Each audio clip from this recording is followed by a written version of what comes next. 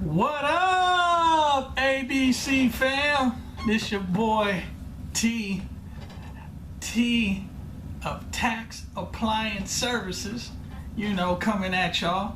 I know it's been a long time, since I made a video, but a lot of stuff has done happen, man, especially out here, in Cali, where I live at. I live in Patterson, California, and I don't know if y'all heard about all the fires that are going on. They had like 500 something fires out here, and one of them was was close to my house, to my condo me and my wife got here in Patterson.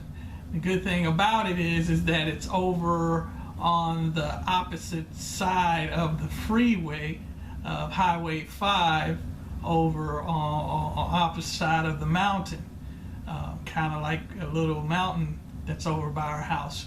The fire's burning on the west side and we live on the east side, but we still get all the smoke and all the ashes that are flying in the air, so it's kind of rough, and we dealing with the COVID thing. So man, it's one of those situations. I'm just blessed that me and my wife, we're cool. We ain't dealing with the fire and everything, but we just got to deal with the smoke and the ash right now. So let's just talk about some things. Like I said, it's been a little minute. I talked to you guys about me getting that table lift and actually trying to do what Mike did on his video, because me here at our condo, we have stackable units.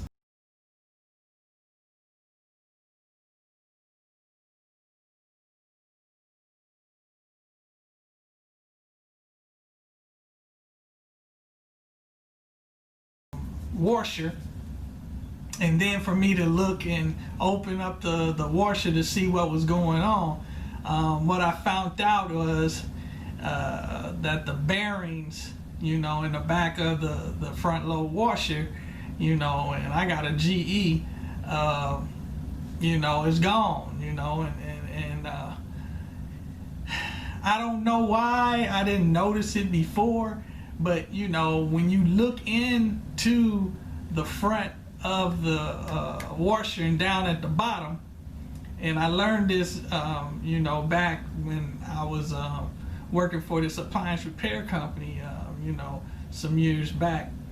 I was taught to look at the back end of the washer down at the bottom. If it has like this black, like it looks like how can I say it, like black dust or black ink looking stuff, then that's a sign that your bearings is gone on the washer.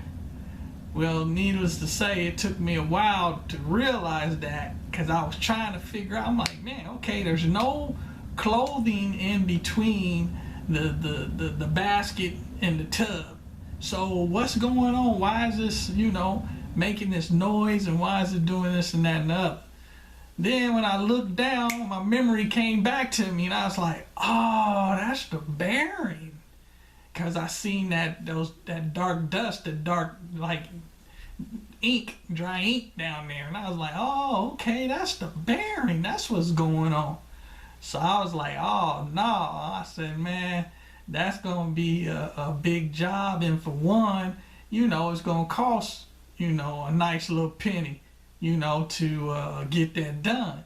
So I told my wife, what was going on. I said, babe, I can do it, but I mean, it's gonna cost this amount of money. And I found out that this particular washer is really obsolete, because when we bought it, we was on that budget, where we had to go to Sears outlet, to get a washer and dryer when we moved into our condominium, 5 years ago. Excuse me, taking me a day half day to get that done, and it would end up being late at night.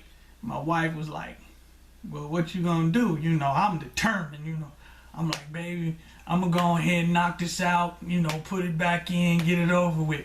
Well, needless to say, you know, I had to tell my wife, look, baby, if you can get around the, you know, the appliances, you know, the washer and dryer, so in the morning, you know, when you wake up, you're gonna be able to get dressed so you can go to work, then, you know, I'm gonna go to bed.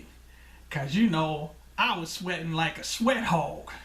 I ain't never sweat like that in my life, it seemed like. But she was like, yeah, you know, babe, I can get around and do it. I said, cool. So I was like, all right, cool. I'll just get up in the morning, knock it on out. Shh. Got up in the morning, and it took me a half day to put everything back together again. So the needless to say is that your boy ain't, I see why that they say it's a two-man job. You know what I'm saying? Cause man, I was wore out. I was sweating like a sweat hog the next day too. I was like, oh no. I said, nah, I done learned my lesson from that.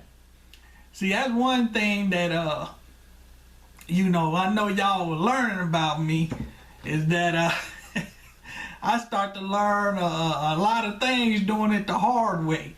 You know what I'm saying? Instead of just doing what Mike said as far as following the blueprint. Well, you know I told you in other videos that I didn't do that, but I'm back on track. I'm back on track. The other thing that I want to talk to y'all about is that your boy got his city business license. You know what I'm saying? So yeah, I don't have my state license, you know, because for some reason it's with the compliance. It went to the compliance department, and they said it has something to do about, you know, criminal history or whatnot. And you know, like I was telling my wife, my dad, I was like, look, man, when I went to Santa Clara County, that's where I had my, you know, my case. I went down there, and they told me that my case was expunged. You know, I got it expunged, and that it happened so long ago that when they moved into their new building, all the old stuff, they just like disintegrated. So the only thing that they really got is the case number. That's it. They don't have no information on my case. It's gone. It's obsolete. So I asked the clerk. I was like, "Look, so you mean to tell me that if somebody asks me if I have any criminal record, any jobs, or you know anything, I can tell them no?" It's like, "Hey, we don't have your record." So yeah, you can tell them no, you don't have a record, cause you don't. So, you know, that's what I've been telling people. Nah, man, I ain't got no record. You know, so that's what I told the state. No, I ain't got no record. But then, boom, look what happened. Now they done sent it to the compliance department. So now I gotta wait on them to give me a call so I can go through whatever they want me to go through in order for me to get my state license. I'm telling you, boy, I can't do nothing easy. You know what I'm saying? Can't do nothing easy. But, hey, you know, gotta be patient. Just like Mike said, you gotta be patient. But, you know, in the meantime, man, I don't know what it is. I didn't know that websites, man, I had a website on my barber shop, and man, I didn't get as many hits as I'm getting, you know, with this website for my appliance repair company. I got another hit, you know. I know in the Facebook group, you know, I was telling y'all that I got a hit, you know what I'm saying? It was a stove that this lady want me to go check out, but I ain't even have my business, like my city business license at that time. So I just didn't feel comfortable going out taking care of it. So I didn't do that. But now I got another hit, and this time it's a refrigerator, a Frigidaire, saying that it's not cooling. Said that they bought it 4 years ago and was working, but now it's not cooling. So, I kind of talked to my wife. Me and my wife had a little discussion. And, she was like, look, baby, you got your business license from the city. It's in Patterson. She like, man, go on, take care of that. And I was like, yeah, you right, baby. Let me go on over here and make this money. You know what I'm saying? Because I've been spending a lot of money, so it was time to make some of that money back. So needless to say, on Friday, your boy gonna go to a 10 o'clock appointment, you know what I'm saying, to check out this refrigerator so I can go ahead and fix it for him and get paid. You heard me? So yeah, I'm feeling pretty good about that, And also too, your boy, man, I'm gonna get my colorblind glasses on Tuesday, on the 2nd. Man, I can't wait. You know what I'm saying? Because I know once I get my colorblind glasses, then I can figure out, because I one of the things I haven't told y'all, I went to HVAC school, some years back. It was kind of crazy because I was telling my one of my homeboys, I was working for Xerox at the time. And I was telling one of my homeboys who wasn't working, I was like, bruh, man, you need to go to trade school, bruh. Go to trade school, man. Go to school. Go get your HVAC. Go to HVAC school. I said, man, because they making money. Go to electrician school. And at that time, they had these little trade schools, that you can go to, man, and get your certification. You know what I'm saying? So my boy went. 2 months later, he drops out. So I was like, what? I'm saying to myself, man, I wish I could have went to HVAC school or, electrical school and I wouldn't be in the position that I'm in now, working for a company, you know what I'm saying? So it always stuck in the back of my mind about, HVAC trade and this and that.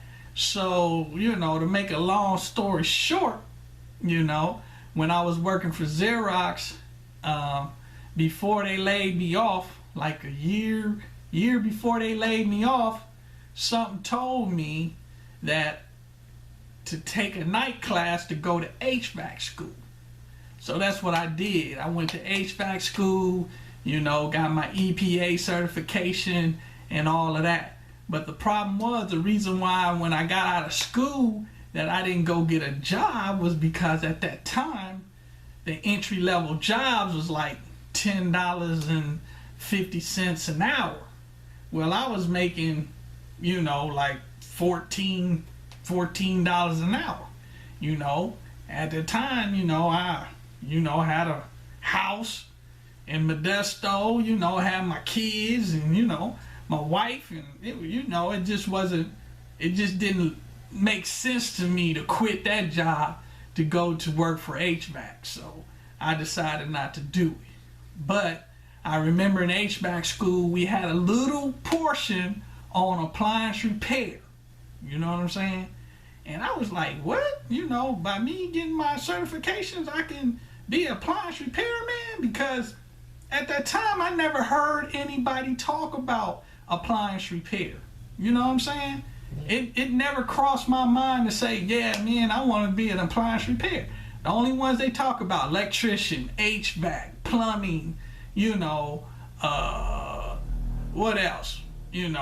Carpentry. All of these different types of trades that they always talked about, but they never talk about home appliances, So it always stuck in the back of my mind. And then, when I had the opportunity to, I ended up going getting laid off from Xerox. And when I got laid off with Xerox, instead of thinking about going to HVAC, going to an HVAC company, you know, one of the things I ain't like about HVAC, and you know, I tell you the truth, is, you know, getting up on them roofs, getting up in them attics, you know. And I heard, you know, down south they got to crawl up under the house. You know what I'm saying? Man, that's one thing that I didn't want to do, because now I'm in my older age now. I don't want to be getting up on top of no roofs and getting in no hot attics. You know what I'm saying? That's just your boy. You know, I don't know. I guess I done got a little afraid of heights now. But anyway, that's the reason why I didn't want to go in that direction. So, you know, my wife, she was like, well, babe, you know, you ain't gonna try. I'm like, baby, I can't go back to no another job. I said, man, I gotta do my own thing. You know what I'm saying? And she was like, well, you like cutting hair. Why don't you go to barber school? And I was like, yeah, you're right, man. Let me go to barber school. So that's what I did. I went to barber school. You know, went there for, was supposed to go there for 9 months, but I only did 8 because your boy was a good student and very skilled and advanced. And I ended up taking my test, my exam, you know, early. So, you know, I ended up getting my barber's license. And I started doing my barber's career. So, you know, the thing about that was, I hate to say it, but, you know, I got to shut my barber shop down. You know what I'm saying? Because I can't go back to work. You know, the governor said, nope, y'all can't go back to work. You know, you ain't essential. No. So, yeah, you know, I had to tell the people, you know, the management company for my building that, hey, I got to shut it down, man. Shut down my barbershop business, you know. You know, my family, they kind of feeling kind of sad about that. But, you know, like I told them, I said, man, look, God's blessed me with another trade skill, which is, you know, appliance repair. Because during the time I was out of barbering, and I went to my first barbershop, which was an experience within itself. You know what I'm saying? I have to tell y'all about that some other time. I ended up not making the money that I thought I was going to make. So what ended up happening, I ended up going to work for this appliance repair company. Because in the back of my mind, like I told you earlier, when I went to HVAC school, you know, I knew that I had the skills to do appliance repair. And man, I worked for that company for about a year, and I mean, they worked me like a slave. You know, brother felt like he was a slave. I mean, they were spanking my butt, cause you know, I worked on what was a commission. You know, we worked on man, some of the jobs I would get like $35 a job, you know. On the CODs, you know, I might get, you know, $60 or something like that. But, you know, we was Whirlpool certified, the company that I worked for. So, you know, the owner was making a ton of money because he had like 10 techs. You know what I'm saying? And me, I'm a smart man, you know. I got a degree in marketing, so you know, all the time I'm sitting here looking at this money that he making, and I'm seeing how much money I'm making, and I'm like, the work that I'm doing, it just didn't add up, because your boy was doing 12, 13 hours a day, because it was based on the jobs that you get. So sometimes I'd be getting like 6, 8 jobs a day to do. And some of them are sealed systems, which takes longer. And don't talk about, you know, I build my skills up where I was pretty good, and then, you know, the owner talking about, well, hey, you know, when you start a job, you have to finish it. We're not going to send anybody else. I'm like, okay, cool. But you know, your boy was so good that he starts sending me on jobs that, you know, some of the veteran cats who've been there for a while couldn't figure out. But what that did was that put me behind. So I had to start all over again. And it put me behind on my money. So I was seeing all this stuff, how he was doing me, because I was the only brother. Everybody else was, you know, another nationality, I should say. I was the only brother. And I just felt like, look, man, they doing me dirty. You know what I'm saying? Because some of these other cats had way more, had a percentage that was like 50% they would get of every call. Well, we was only 35% for some of us. You see what I'm saying? So, you know, it wasn't adding up, you know what I'm saying? So I got burnt out, you know, and I was like, man, I can't do this. Matter of fact, I only, for that whole year, I made $19,000. Do you see what I'm saying? Working 10 to 13 hours a day and you only making $19,000 in a year? Oh no. I said, nah, man, I can make more money doing barbering. So that's why I quit that job. Well, I ain't quit it. I told him, gave him my 2 weeks notice. And, you know, he was cool. He was like, man, anytime you need a job, you come back to us anytime. Because, you know, the bottom line is you're a good worker. You're good. You know, you can come back anytime. So I was like, okay, cool. That was good to know. Man, I went back to barbering. And, you know, I was barbering ever since until, what, a couple of years ago, I was trying to do too much. You know, I was trying to, you know, barber like 50 miles away from where I lived at. Then I was trying to barber at a spot where I lived at, a little salon here where I lived at. Then I was trying to start an appliance repair business on the side. Come on, bro.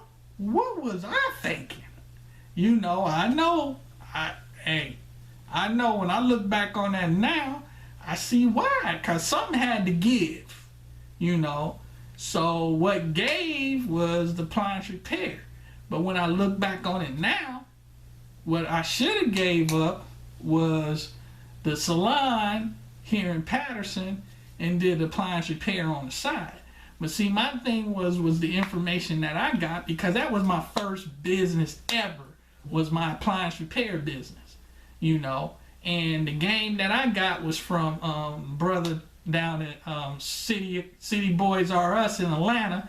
He had he from Fort Lauderdale. What's up, bro? I forgot his name. I think it's Curtis.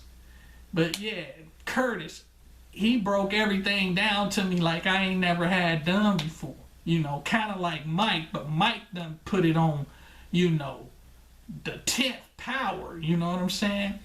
But the brother broke it down, you know, and said, you know, follow these steps. And that's what I did. He was against third-party warranties. You know what I'm saying? He was like, no, man, why do third-party warranties when that's their customer and it's not your customer, when you can go out and get COD customers and that's your customer and you're gonna make more money. You know, I didn't really market. I marketed a little bit, but not like I should have. You know what I'm saying? I did get hits when I marketed, but I didn't get the consistent hits. So it was just confusion. It was just too much going on. So I was like, man, look, man, I got to give up the appliance repair business and just stick to barbering. So that's what I did, fam. I just stuck to barbering. And then the pandemic came, and now I'm here. You know what I'm saying? And I'm glad that I'm here.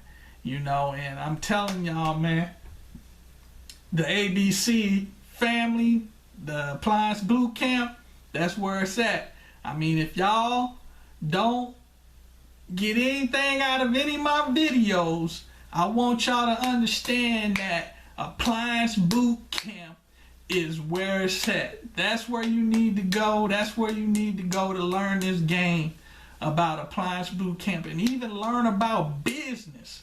Because I'm telling you, Mike breaks it down. You know what I'm saying? I just got my 5 accounts. I just got them. So everything went through actually yesterday. I just got my 5 accounts. So, man, I'm just happy. I'm ready to go ahead and get busy. And I just tell y'all, man, don't be afraid, man. Get out there and make it happen. All right? So share, like, and subscribe to your boy. I appreciate all of y'all who subscribe to me. I appreciate the love. And if you have anything you want to talk to me about, man, just leave it in the description. I'll get back to you. And I really appreciate all of y'all, man. And like I said, if you don't know, now you know. Peace.